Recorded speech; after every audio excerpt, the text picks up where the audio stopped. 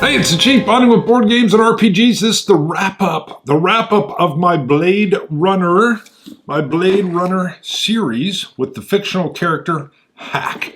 So first of all, if you haven't seen it, go check it out. It was pretty tight. I liked how it popped along. I was using the Mythic solo system in order to also solve the mysteries that were happening, what the detective, the Blade Runner, was trying to run down. And I thought that worked pretty well. I stepped kind of in and out of the Mythic mystery system a little bit, just because the story started to drive itself down the road, which was great. But I enjoyed it a lot. I really, really enjoyed the character Hack. And for those that don't know, so let me bring out some of these books here. Whoops. There we go. So, Hack, as I mentioned, I think as I was setting things up, was based off of David Hackworth, a colonel, his famous book about face, which Woolink, the Navy SEAL, has suggested as a leadership book, which is why I ended up picking it up and reading it. And as I read through all of the different pieces, by the way, hazardous duty is awesome. He calls out that that military-industrial complex, kind of, in particular, the way they hire generals, especially the ones he calls perfumed princes, who haven't really done much in the world of combat, but they retire and take the very high expense, lucrative jobs with the military-industrial complex, and he talks about how that's the problem. He's doing this as a reporter for Newsweek after he does this, which, by the way, is brutal. You talk about the Korean conflict. Oh, my God. He talks about how he almost killed himself one morning because it was so cold. He was so miserable. This was a slog. There were parts of this where I was like, ugh. And then Steal My Soldiers' Hearts, partly covered in here, in detail covered in here. And this is beautiful. He goes in and turns around a unit that was struggling and has to deal with a lot of command issues here. But the whole point of me using Hack in regards to Hack, my character in here, was that he was this, he's passed away, he had cancer, but he was this rough, tough, honor-bound guy who would just charge in to situations, and his go right at it style was what tended to win him the day. Now, he was wounded multiple times, I think 11 or 12 silver stars, so it transferred over, and I thought this would be great for an old grizzled Blade Runner that has seen too much. And I feel that came through. That was my favorite thing. And I want to return to Hack for those that have watched, what was it, all 16 episodes. There's some unresolved issues, the biggest one being his wife. His wife went missing, and he has this rich benefactor that is housing him in a very nice, expensive place, who even popped in and made a save for Hack on occasion. But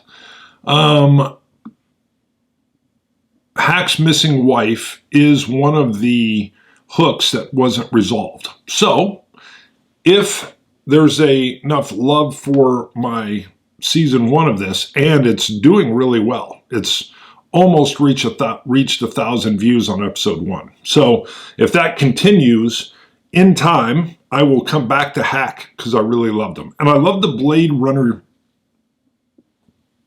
theme. It's carried so well by Free League. They did such a good job with this. I will tell you, I personally think it plays really great as a solo game. You know, that whole detective noir feel felt like it worked great with a solo game. I don't know if I would want to play this with a bunch of other folks. I don't see the Blade Runners. I mean, of course, some must work together, but boy, doesn't it seem like that lone detective story is kind of what works. That's my opinion. They should put out a big solitaire system, kind of like they did for, what is it, their One Ring. They should really work in an extra book on that. Free League, if you're paying attention, you could work in an extra book here, focus on the solitaire. I don't think I'll buy any more of these missions that are coming out because I'm not using them. The maps are cool and stuff, but you can use Mythic on this if they don't come up with their own book, and it works great. If you've seen the show, I think it works really well. All the little sub-characters that popped up and how they meant what they meant to hack really came through, and I would love to go back to those. So, yes, I'm not guaranteeing I'll go back and do another Blade Runner, but I would like to. That'll all depend on how the views go. So in the description, you can go check, and I'll have the very first episode link there, and then if you like it, you can just continue watching. There is a writer's strike going on, and I'm not part of SAG. As you can clearly tell. Woo! None of this would go. So hopefully there's some folks looking for some entertainment, and my show's at least a little entertaining. So if we do come back for a season 2, we'll pick up with probably him tracking down his wife, or at least finding out what has happened to her and the mysteries surrounding that. That would be fun. I would like to know that myself, and I would like to see Timo and some of the other characters and meet new ones. So love Blade Runner. Let's talk a little bit. So the very opening episode where the spinner loses all power and just starts to free fall really kind of set the tone and became one of the hooks for the entire show that actually does get kind of resolved near the end. But the tech that was in there, the way that led to Timo, I loved all of that. And that was a mythic, like, random event that happened that I didn't expect. It was one of those, like, what's going on here? And that was the first opening show is definitely one of my favorites. The other is I got to know Tyson Finn.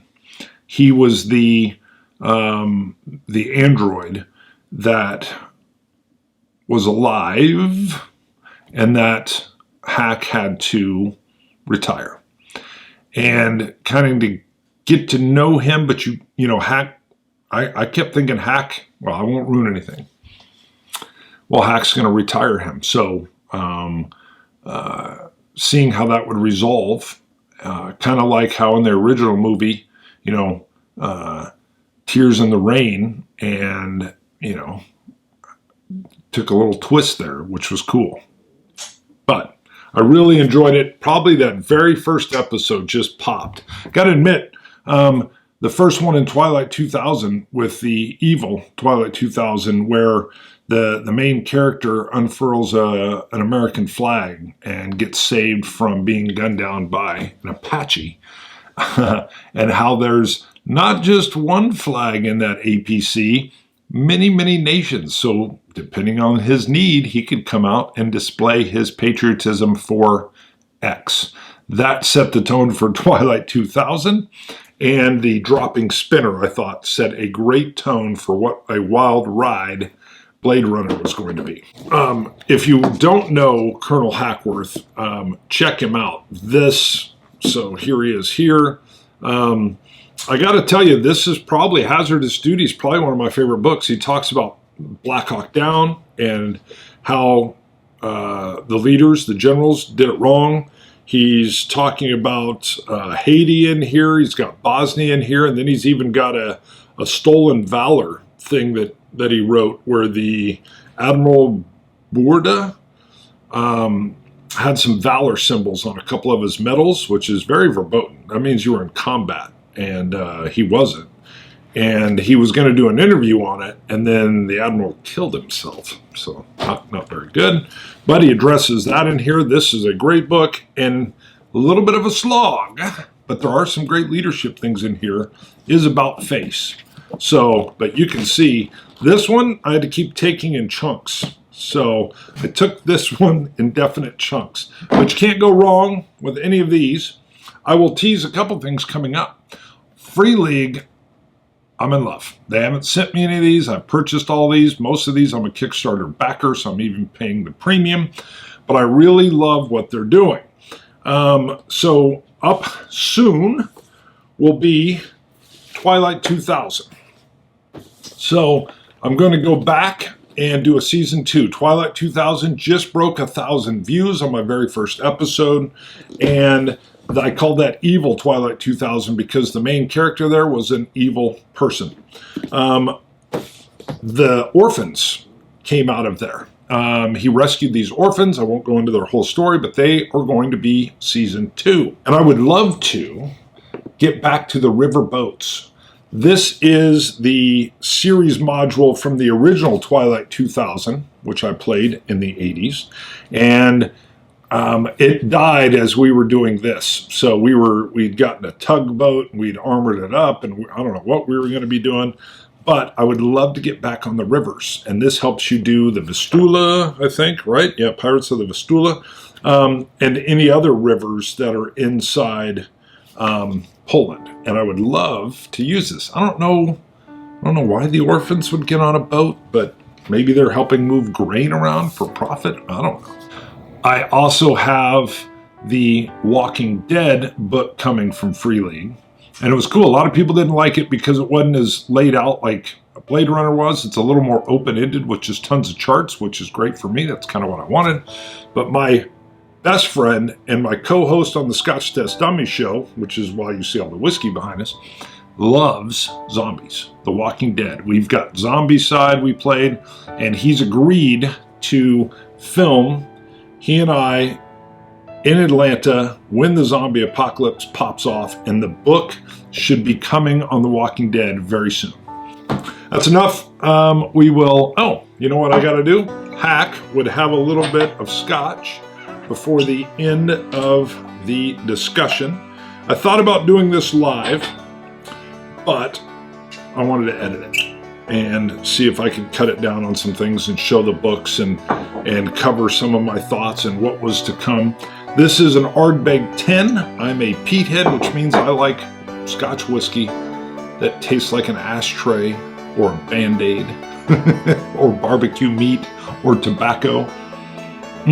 And this is delicious Ardbeg 10-year.